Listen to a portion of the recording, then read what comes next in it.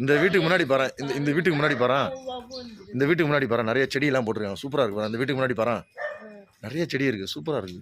இந்த வீட்டுக்கு முன்னாடி நிறைய செடியெல்லாம் போட்டிருக்காங்க. தொங்க விட்டுருக்காங்க பாருங்க. நல்லா இருக்கு பாருங்க. மாடியிலையும் அந்த சின்ன சின்ன தொட்டியில் செடியெல்லாம் வச்சுருக்காங்க. நடுமலை ரோடு நம்ம கிட்டத்தட்ட 1 கிலோமீட்டர் 1.5 கிலோமீட்டருக்கு மேலே வந்துட்டோம் நம்ம.